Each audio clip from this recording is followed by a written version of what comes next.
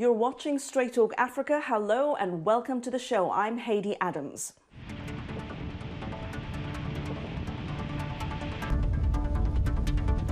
Let's talk about the weather. Climate change is wreaking havoc worldwide. Poorer nations who contribute least to the problem are fighting a ferocious battle to cope with its effects. Is it time to change the way we think and talk about the global fight against climate change? What's fair and to whom? Who has a seat at the negotiation table? And who benefits most from climate investments? We look at what's behind the growing call for climate justice and energy equity across Africa. And we'll spotlight young African innovators and leaders who are taking climate action in their countries. Straight Talk Africa starts now.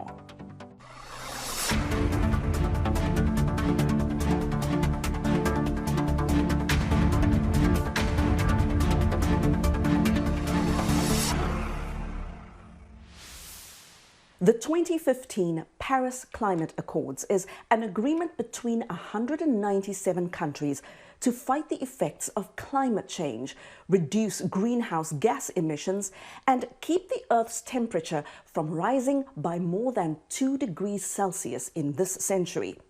But how many countries are actually on track to meet those goals? The answer? One. And it's the West African nation of the Gambia. You may have seen the headlines. And in a few moments, we'll hear from one of that country's leading climate activists about what this news really means. But first, I want to talk about the ambitious movement taking shape at the southern edge of Africa's Sahara Desert. Countries in the Sahel region are building a great green wall across the entire width of Africa. Their goal is to hold back the world's largest desert by restoring 100 million hectares of land between Senegal in the west and Djibouti in the east. Now, for over a decade, communities most affected by desertification have been planting trees, vegetation, grasslands, and plants. And the project was first launched by the African Union in 2007.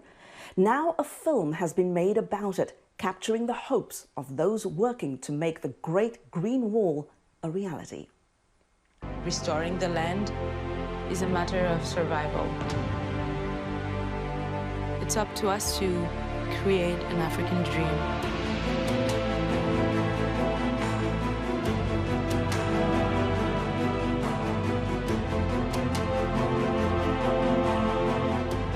We're talking about revitalizing the ecosystem, the economy of communities and villages. The future generation will hold us accountable. The Great Green Wall, it's not just about planting trees.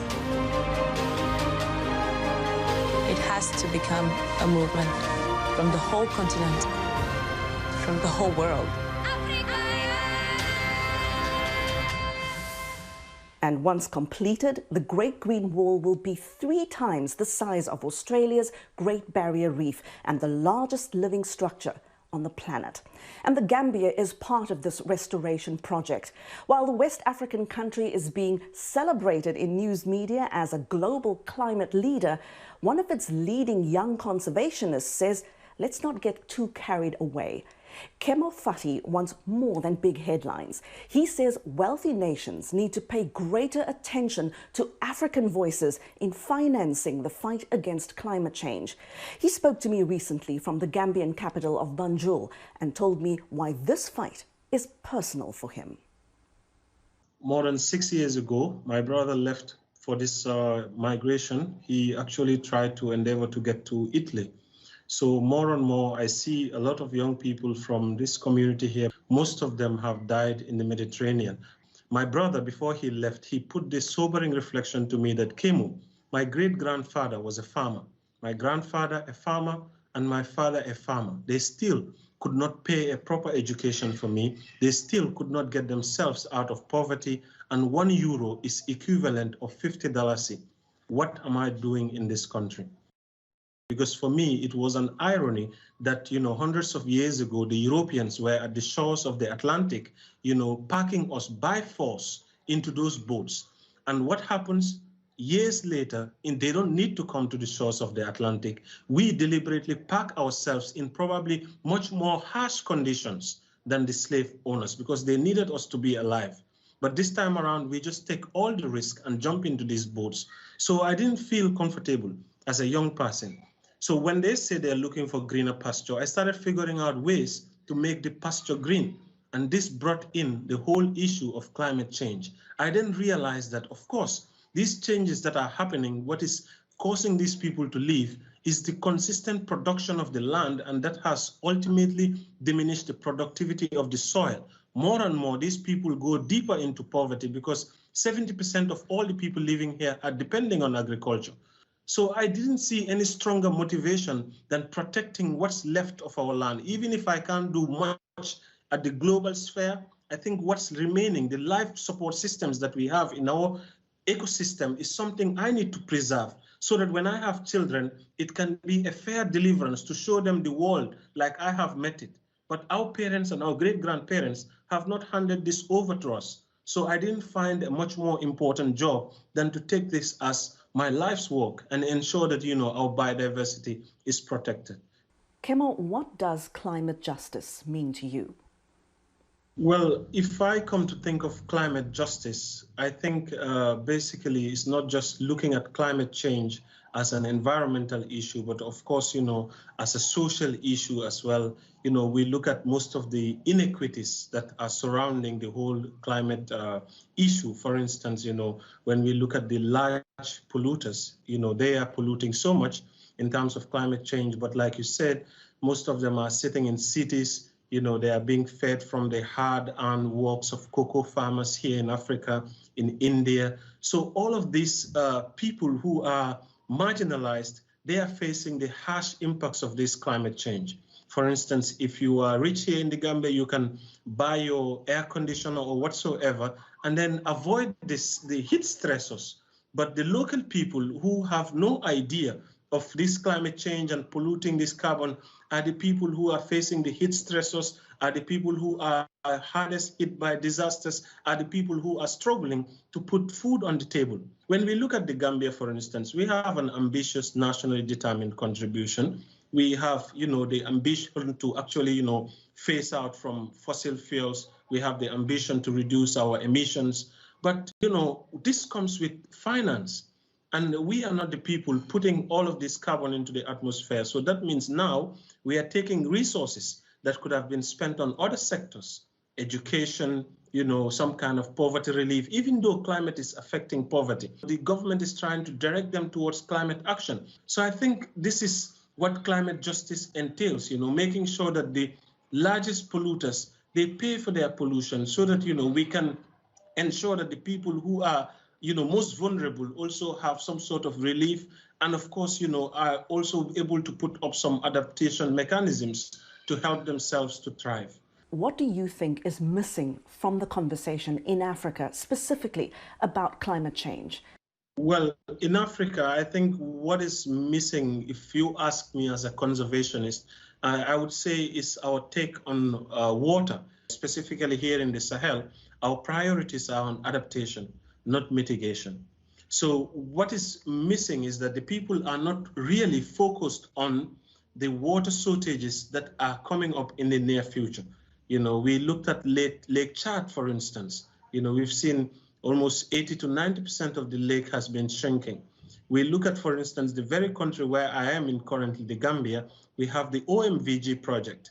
One of our freshwater sources is the River Gambia that gets its source from the Fouta Djallon Highlands.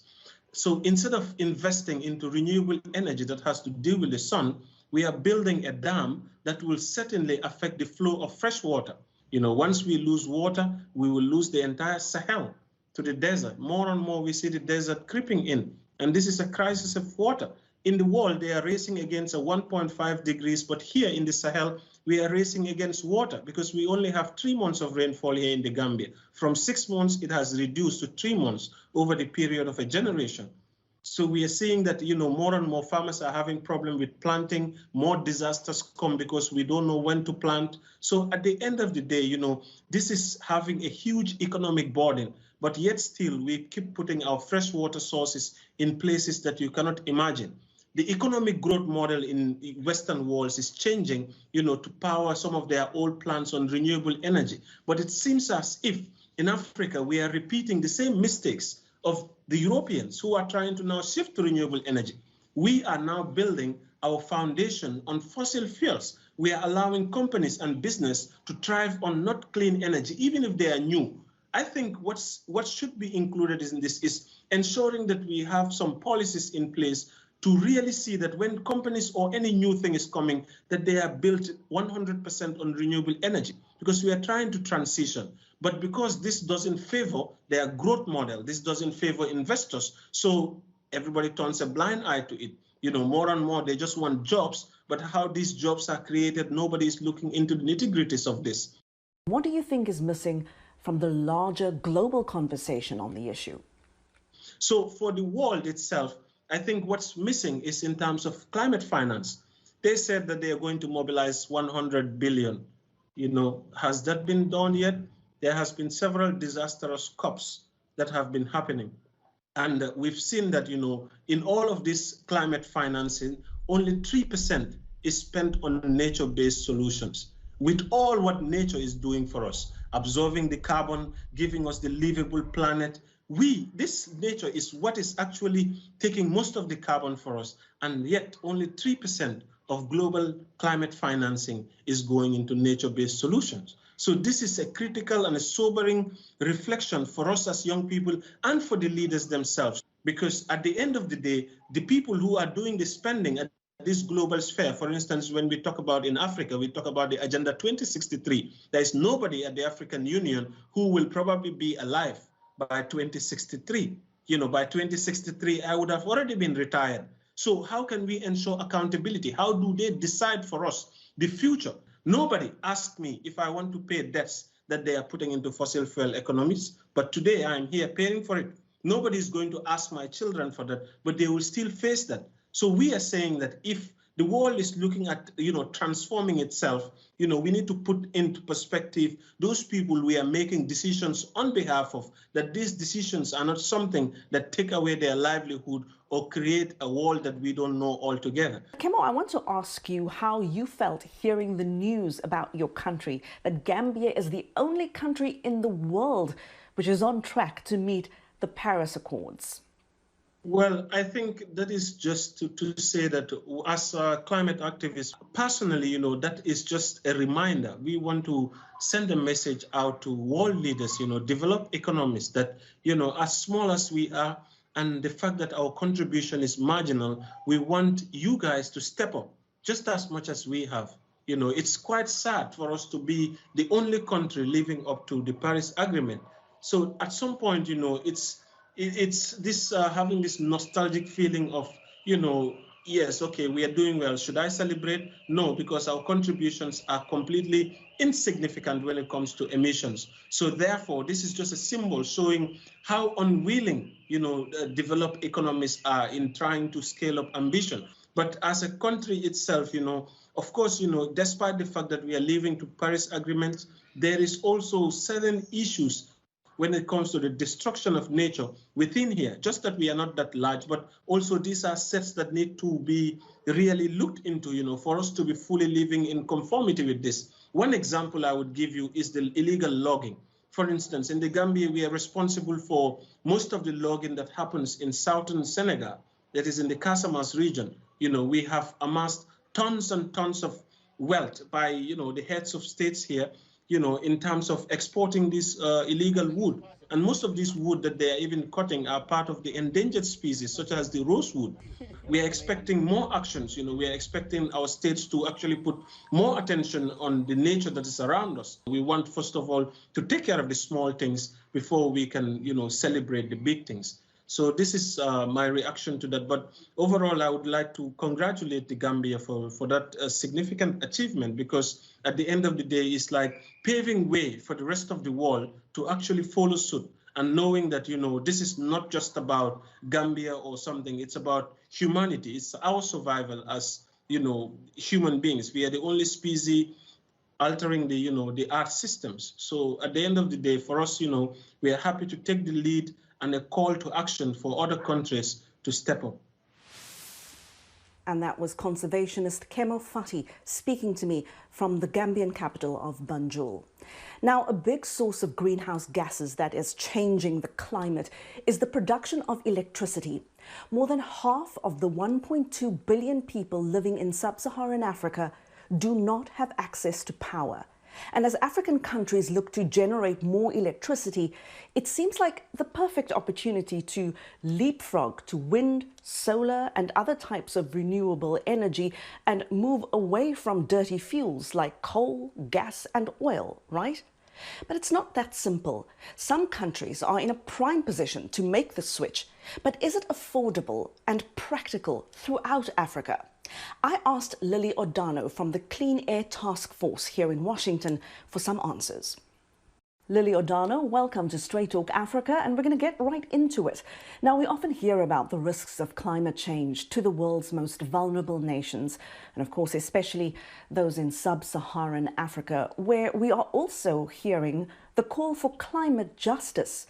Lily, what is the climate injustice in the world right now? Great question. And I think many of us are familiar with the recent happenings in Madagascar, where a 4-year drought has literally plunged over 1 million people on the island nation into very severe food insecurity. And to me, while the threat of climate vulnerability is becoming ever more apparent, as we are seeing with events in Madagascar and the devastating effects of Cyclone Haydé on Mozambique in 2019, I think that the greatest climate injustice is the fact that the very countries that are the most vulnerable to climate change also have the least bargaining power in international climate negotiations. And a classic example or expression of this inequity is in the disbursement of climate finance. So at COP15 in 2009, wealthier countries pledged to support less developed countries to adapt to the impacts of climate change and to mitigate emissions by transitioning to clean energy sources. Well, what has happened so far? So far, this is a promise that has gone unfulfilled. And we still have about a $20 billion shortfall as of 2018, I believe. And while the developing countries requested for an even split of climate finance between adaptation measures and mitigation measures, what we have seen is that a lion's share of climate finance, up to about 70%, has gone to mitigation efforts. That's looking at emissions reduction efforts. And this is compared to about 20%, which has gone into adaptation efforts, which could have helped countries like Madagascar and Mozambique better prepare for the crises that have befallen them. And this is not all. Climate finance is largely dispersed as loans to developing countries. In 2018, up to 3/4 of climate finance was dispersed as loans. And these are not cheap loans. The data shows that in the same year, over 60 countries who access climate finance loans borrowed at interest rates which were over 18%. And these were for projects which were lasting more than 2 years. So by their very design, the terms of climate finance tend to exclude the most vulnerable populations and countries. So what we are seeing is that middle-income countries have received the lion's share of climate finance, while the least developed countries, mostly in sub-Saharan Africa and the small island states, have received the least. And I think this must really change. And I hope that the issue of equitable climate finance makes a really big show at COP26 in Glasgow. Now, one of the first things that US President Joe Biden did when he came into office was to reverse the Trump administration's decision to withdraw from the Paris Climate Agreement. Lily, what has been the effect of both of those decisions on the global fight against climate change? To start off, the decision by the Biden administration to return to the Paris Agreement is very commendable. And I think it is a very welcome demonstration of the administration's prioritization of climate, which is very, very much needed. Very recently, the US and the EU also launched a global pledge to reduce methane emissions by 30% within this decade, which is yet another demonstration of climate ambition. This obviously stands in stark contrast to what we saw under the Trump administration.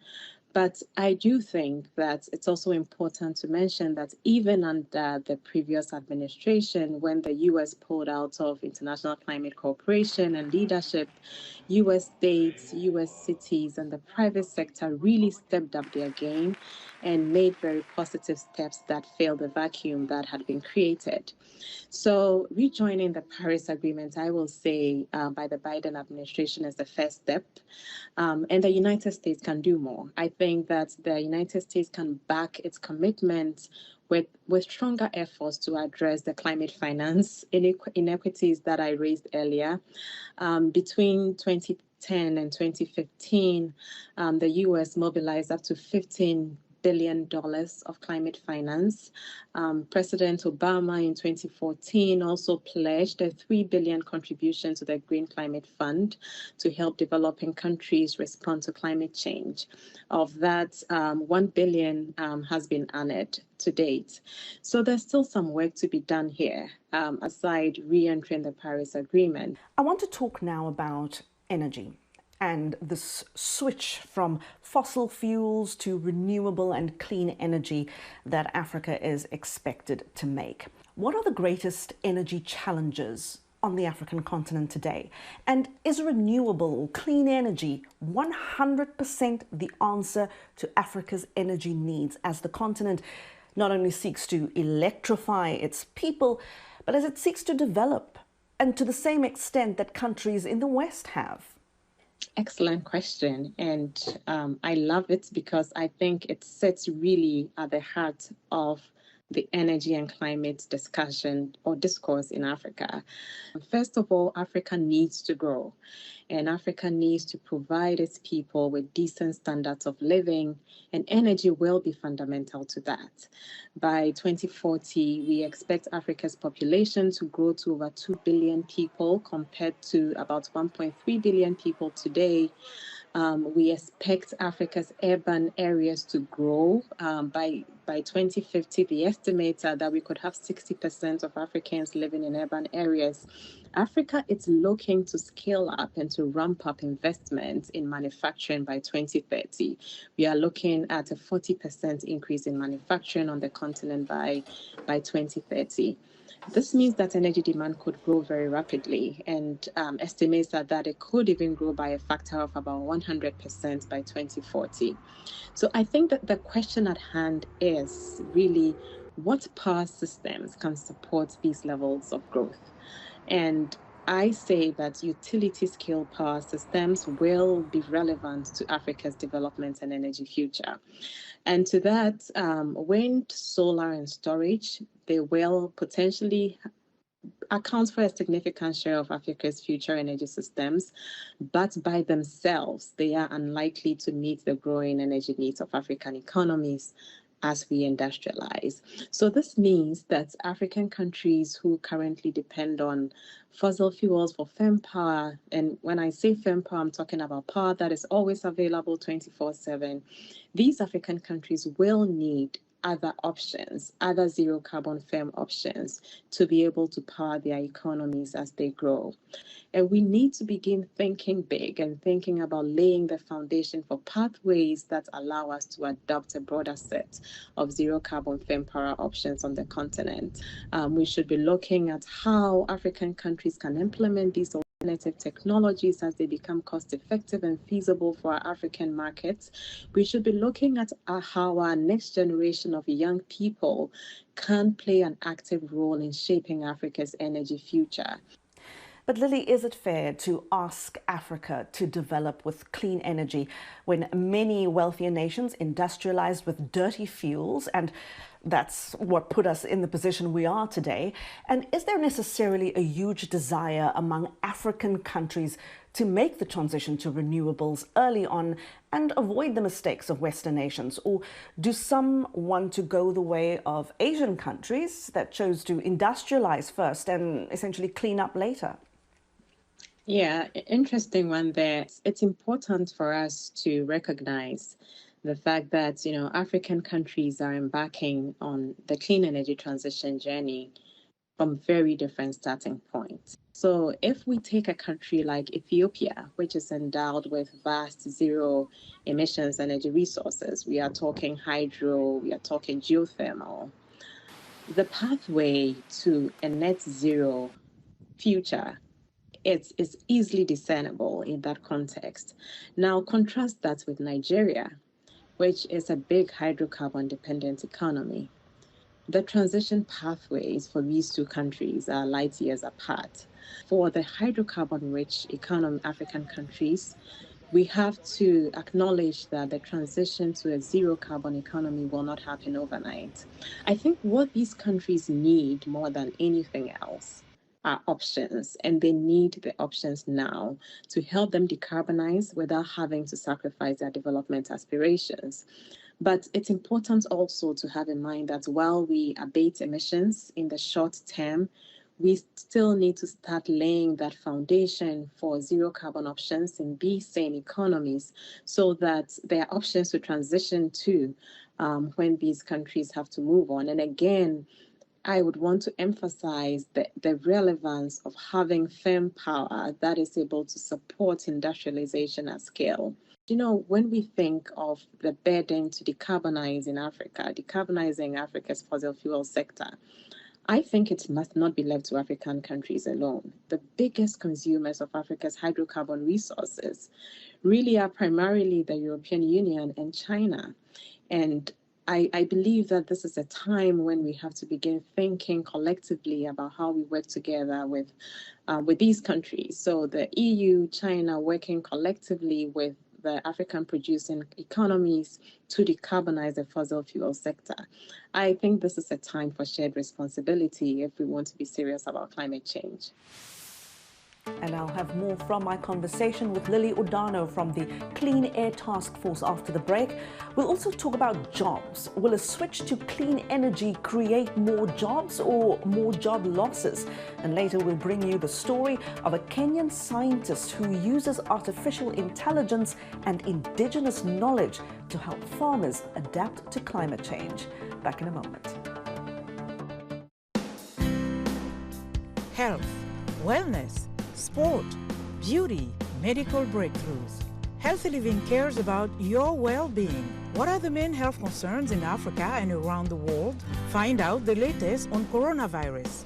Connect with our experts and ask them questions. How long does the virus stay? Join me, Linoch Mudu, in Washington, every week on Healthy Living, right here on VOA.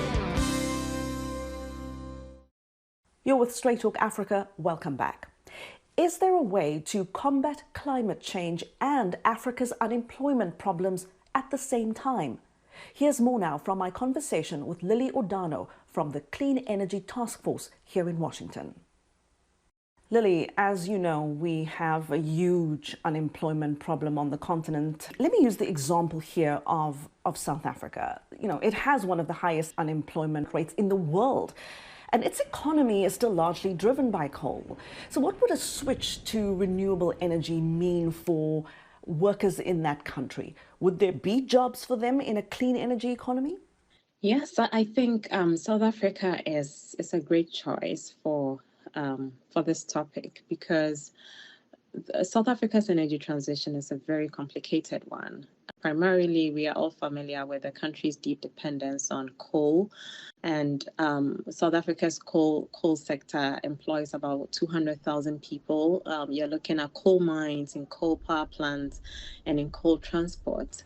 So looking ahead, employment in South Africa's coal mines is set for a downward trend, of course, due to automation, due to the retirement of coal power plants, and also due to shrinking export markets as we decarbonize the global energy system.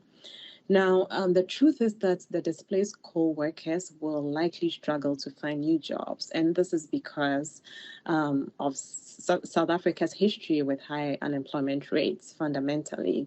So the question really is, and I think that's what you're asking, will these workers be able to pivot to the renewable sector?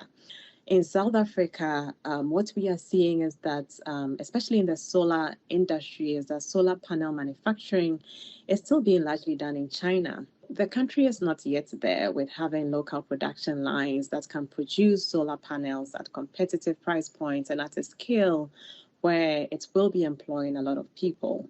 Since many enterprises in the renewable energy sector are young, they do not have the degree of unionization that we are used to seeing with South Africa's mining industries and mining unions.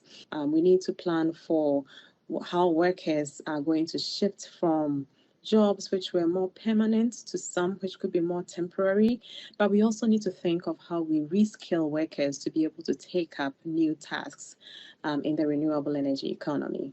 And Lily, will we see enough jobs in the clean energy sector to counter this threat of job losses for those working in the coal, oil and gas sectors? I think that the concerns about job losses are valid. There are going to be job losses as we shift from a fossil economy into the renewables economy. But the renewable energy economy is also going to create new jobs. I do think that in the African context, what is relevant most is really that manufacturing piece and how Africa can play a greater role in that, because that forms a big part of the job markets that will be created in the renewable energy space. Now, if we have all of that happening overseas, then we lose a huge opportunity to be able to transition folks from a coal economy or from a gas economy or whichever fossil economy it is to a renewable energy economy. Think about what the broader impacts on the economy are. Or what are the broader impacts on people? What are the broader impacts on families? What are the broader impacts on jobs? And we need to really think about how we begin to position ourselves to be able to take advantage of the shift to a renewable energy economy. We have the youngest growing workforce in the world. How do we harness this young workforce into a renewable energy economy? Do we have to regionalize production of these resources to make them cost competitive? How do we think creatively about this? I hope that these are discussions which will be taken up not just at the country level, but through our regional blocks in West Africa, in East Africa, for us to think of how we create opportunities through stronger regional cooperation so we are able to scale up jobs for our young workforce. And Lily, are there any standout examples of African countries with the best strategies and infrastructure in place and who are showing the greatest commitment to transitioning to renewable energy? My personal favorite example is Kenya. The country's experience shows how one country has managed to elevate the role of geothermal energy in power production. And I think it's interesting because primarily in Africa, baseload power has come from hydro, we know of biomass. Geothermal we've known the potential, but it hasn't been, of course, it's regionally located, so it hasn't been a big part of our energy discussions. But today, Kenya generates nearly half of its electricity from geothermal power plants. And like many other regions many other countries in the region, Kenya historically also depended on hydro, on oil-powered thermal plants, but the country saw the potential for an alternative and went for it. So the Okaria geothermal facility, which is the oldest facility and was the first geothermal facility on the African continent, it was built 40 years ago, more as a research endeavor rather than as a commercial enterprise. But now it forms the backbone of Kenya's electricity grid. I think this is extremely inspiring. And for me, it gives me hope that African countries can be leaders in the clean energy transition, and African countries can lead in opening up opportunities for zero carbon power options on the continent. I think what we need is the vision and the leadership to get us there. And Kenya has proven that it's possible. So they remain, so far, a good and a great example for me. On this talk about solar energy, and I'm going to go back to my context in South Africa. Whenever growing up, I would see solar panels. They would be just about everywhere in wealthy neighborhoods and just about nowhere in poorer neighborhoods. Are solar panels affordable and accessible in some places that we might not realize? I mean, I've always associated them with affluence, but that's just from my experience in urban South Africa. So I think, and I agree with you, this is a very interesting description of solar panels and the connection to affluence. And I think it goes to, the core of when we look at the decentralized systems, what levels of service do they bring to communities and to homes and to businesses? I think that for communities which are very far away from the grid, distributed systems play a role in bringing first-time access. And we have seen the prices of these systems drop dramatically over the years. We have seen interesting business models come up from, pay as you go to, rentals. And, we have really, really interesting models. And I think you have alluded to basically the host of problems that we face in our energy systems, ranging from inefficiencies on the side of utilities to, who even has access to the decentralized sources. I do think that we need to really rethink our energy economy, and we need to, open up the space for civic engagement around what communities need and what communities look for. Also in government, in our utilities, with technologies would make sense. How do we build wealth so that people are able to pay for the power that they are using? How do we stimulate productive activity within that? And how do we make utilities more functional? I know that many people are really frustrated with African utilities, but I do not think that I do not think that we can leave utilities behind as we grow and as we navigate the clean energy transition. We still need utilities. And I will give you an example why. So if you take countries in West Africa, for instance, most of them have very different resource endowments. So some of the landlocked African countries, all that they have for power sources they have to depend on thermal generation and expensive crude oil. Now, these countries could be very close to other countries which have very rich hydro-based resources, for instance. Now, if we are able to have functional utilities and have better functioning regional markets, countries who do not have resources or are not able to access clean power cost effectively can benefit from those who are able to produce it more cheaply. I think that we need to focus more on how energy links to the end users. So how does energy change the ability of people to be able to have a small enterprise in their homes? How does energy scale manufacturing so that these communities are able to get jobs in these factories and now are able to actually pay for power in their homes and take care of their kids? So the story is bigger than having one singular technology or not. It's about a holistic development and energy story, and how successfully we do that depends on how we are able to weave those two threads together. And that was my conversation with Lily Odarno, Director of Energy and Climate Innovation for Africa at the Clean Energy Task Force here in Washington. This week, we're shining a spotlight on who we call Africa's climate change makers. They're young conservationists, activists, and innovators who say it's time to change the way we think and talk about climate change in Africa, and that sometimes the message and solutions need to come from Africans themselves. Here are Kenya's Elizabeth Wathuti and Nigeria's Glory Oguegbu.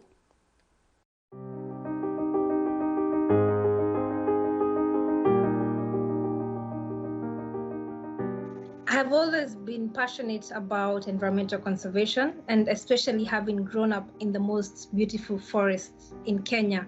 And this is a region that is actually the most forested. It's called Nyeri County. And my childhood memories include having spent a lot of time close to clean streams and close to beautiful forests, and gave me this natural connection with nature. And I remember a time when I also witnessed ecological grief, where trees that my friends and I had planted as children were cut down. I went into this forest and all I could find were tree logs and tree stumps, and this made me feel so angry. And since then, it then became a personal fight, a personal with nature, and it also became something that I always love to do each and every day. So I decided to found the Green Generation Initiative to nurture young people to love nature and to be environmentally conscious at a young age, because I do believe it's that connection with nature that made me love nature, and in the process made me always be on the front line to protect nature. And this initiative focuses on creating a generation of environmentally conscious individuals, because at the end of the day, it's about the collective actions of every individual right now that are going to help us shape this for the better.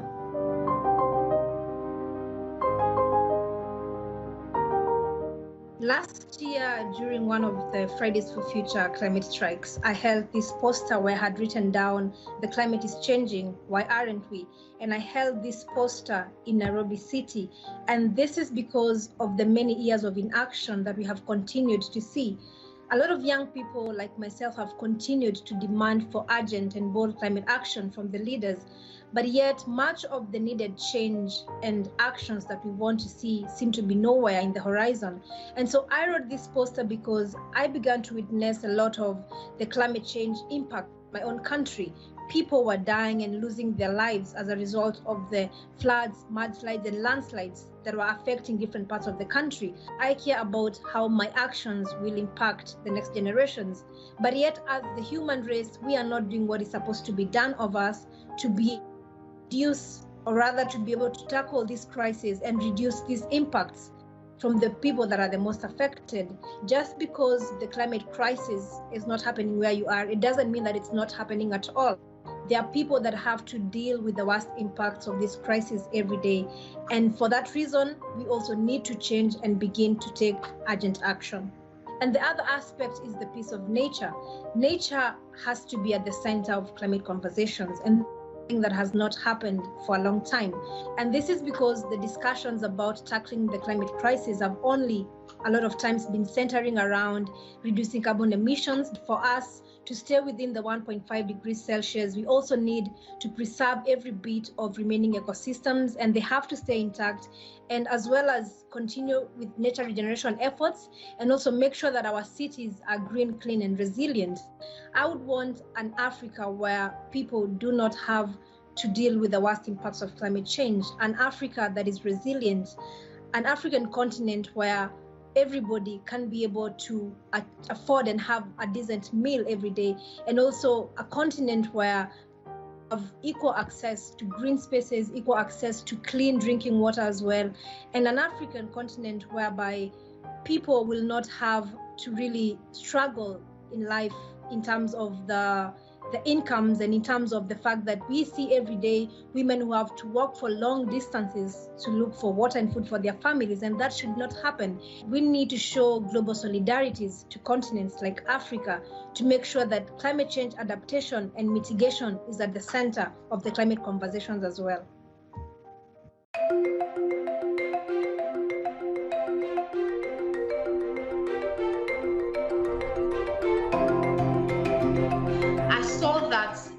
Indeed, there were climate change impacts, but we do not recognize them as climate change impacts in Nigeria.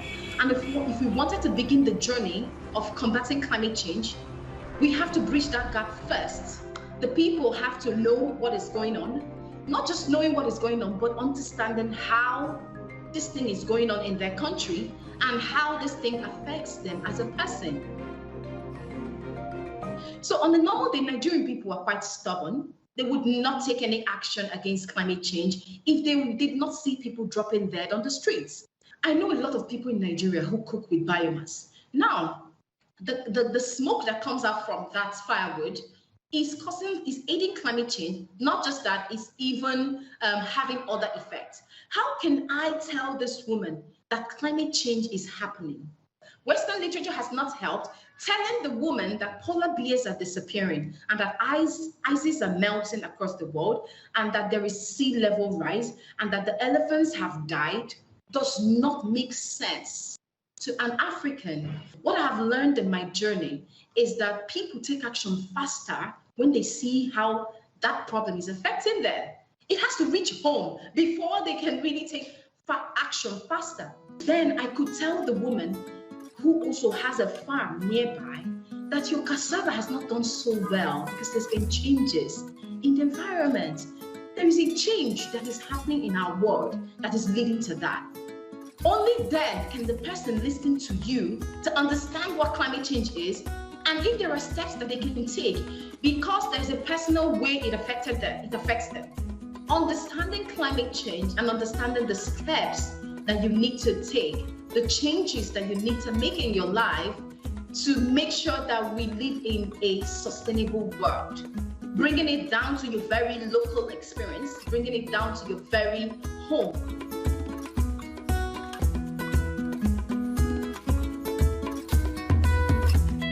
There are things that you do every day in your life that generate carbon dioxide, which is one of the most important greenhouse gases that aids climate change. But now we're telling people to be climate smart. We're telling people to stop those things. But how can we achieve a balance? It is by taking certain steps that have been proven, making little changes within those things that you're doing so that it's not having the same amount of impact to the environment. That's why I write a lot about climate change. I have a blog where I send to young people all the time to read so they can understand what's going on. I believe that education is paramount. Education will help people understand what the problem is and how to solve it before they even know what to do and take the action. What fascinating young ladies. It's time now for a short break, and when Straight Talk Africa returns, we'll show you how Indigenous knowledge helps communities on opposite sides of the world cope with the changing climate. Stay with us.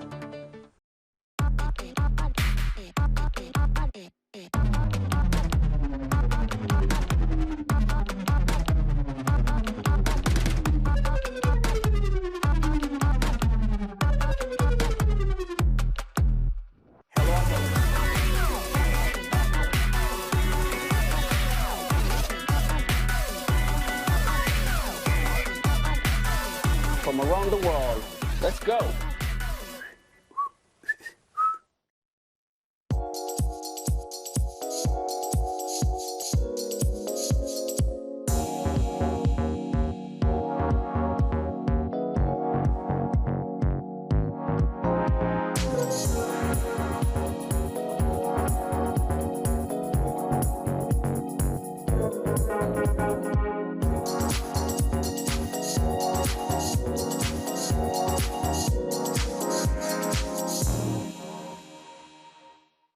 When Muthoni Masinde became a computer scientist, she wanted to help small-scale farmers like her mother adapt to the changing climate and cope with its effects.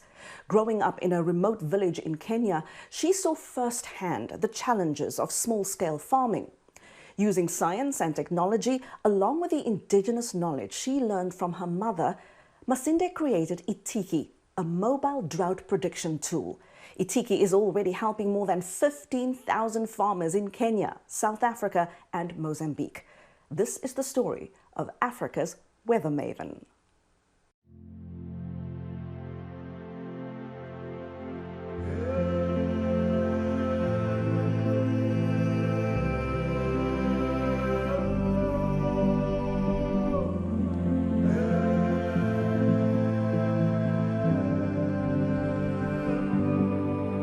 I started helping my mom when I was young, as 8 years old, and I learned a lot of natural science that we're using to make cropping decisions. One of the ones that fascinated me most is the one of the cows, especially just before the rain season. If they came home jumping with their tails up, it meant a lot of rainfall is coming. Or the one where, depending on what mango tree was flowering more, it meant that it's either Mamba harvest or Miga harvest.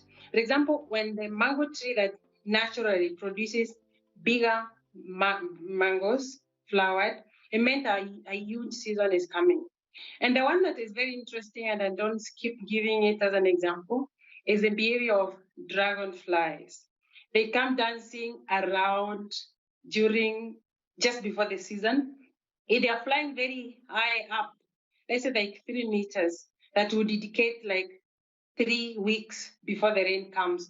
The moment they fly very low, like 1 foot from the ground, in a few days, 3 days, it would rain. So what I noticed is that the indigenous knowledge has been affected tremendously by climate change. So some of the things they depended on do not work anymore. But on the other hand, when I was doing my PhD, I came across the artificial intelligence, which you can use to predict future trends. And also I learned a lot of meteorological knowledge. So I decided I'm going to try and combine those two knowledge systems so that one can enhance the other. The marriage of the two meant a better forecast system for the farmers and anyone else that would want to use the knowledge from our system. ITIKI FIRST is an acronym. The first IT is for information technology that represents everything computer science. The IK is for indigenous knowledge, and the last I is for intelligence. So what happens is that we developed a mobile app. The farmers, we call them champions. We've given them smartphones, so they record on real-time basis those indicators. If today they have observed ants moving on a straight line, they'll caption that, take the picture, and send it to us. And these are spread across the region where we offer the service. And then at the end of the day, on a real-time basis, again, all these indicators are collated. We also do have access, on the other hand, of the conventional weather data. Those two knowledge systems, we combine them using artificial intelligence and come up with a forecast. And what I mean by forecast, we give them 3 types of forecast. There is a short-term one that tells them within the next 2 weeks what's going to happen. So something like it's going to rain next week on Wednesday. We also give them medium-term decisions. Cumulatively, this is going to be a very good season, so you can comfortably plant your maize. Or this is going to be a less stronger season. You better plant something like millet that will survive in this less rain. Finally, we do give them long-term decisions, and this is where the conventional science comes in. You can tell them 2 seasons from now. So we were in September of 2021. It's possible to tell them September of 2022. What will it be like? And what can they use that information for? To me, indigenous knowledge is the key to adaptation, because if you just empower them a little bit, they will be able to use that which they already know and adapt to the environment where they're living. And more importantly, it's because if you have a solution that embraces their indigenous knowledge, they are most likely going to use the solution.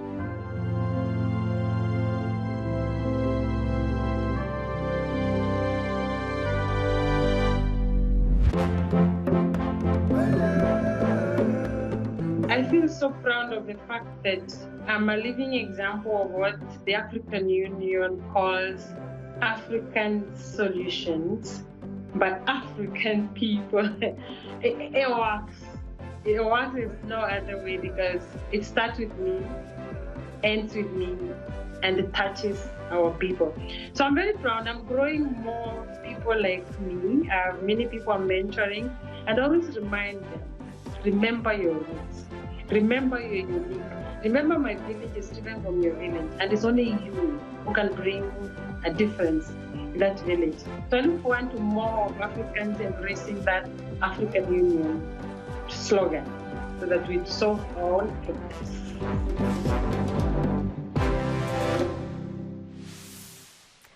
And that's how you do it. Meanwhile, on the opposite side of the world, Hawaiians are also turning to traditional practices for insight on coping with climate change. VOA's Mike O'Sullivan explains from Honolulu.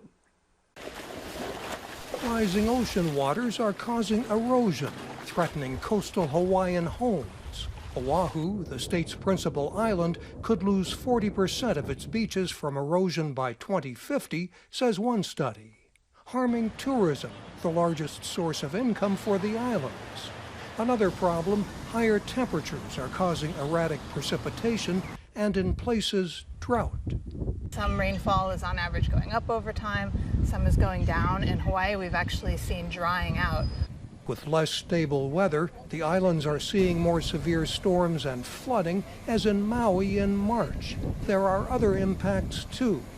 groundwater wells near the coast, agriculture, infrastructure. A modern urban center, Honolulu has paved over waterways to control flooding, blocking natural watersheds that once linked the mountains, wetlands, and coast in a single ecosystem. Native Hawaiians called it ahupua'a. And we're standing in front of an ahupua'a. And the ahupua'a was the Native Hawaiian system of managing resources from ridge to reef. Hawaii now imports most of its food, but there are efforts to renew traditional farming and conservation methods, including here on the eastern or windward shore of Oahu. Nick Rapoon works for a nonprofit group that grows traditional staple foods like taro and is restoring this lowland area to its natural state. Other groups are restoring the mountain watershed and an aquaculture pond where Native Hawaiians once raised fish. We're just trying to do what we know has been done and what we know worked before. We're not reinventing the wheel with these systems. We're just trying to, I guess, revive them.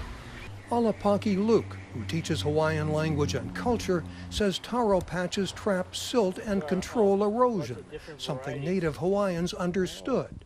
That traditional wisdom is important, he says.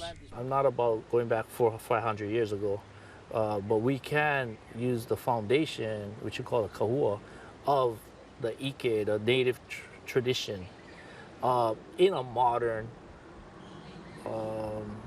setting. Luke says the traditional practices that once supported a population of hundreds of thousands on these islands still have much to teach us. Mike O'Sullivan, VOA News, Honolulu. Be sure to join me on the next Straight Talk Africa. What does a free and fair election really look like? And what are the actual signs of a rigged voting system? We'll look at examples from across Africa, the Americas, and other parts of the world. And we'll examine whether complaints about elections and efforts to thwart voting rights can make people lose faith in democracy. Join me, Haydé Adams, on the next Straight Talk Africa. And that is where we will leave it for this week. Thank you to all my guests for sharing their stories and perspectives with us. From the Straight Talk Africa team, I thank you for always watching and always listening. Until next time, goodbye.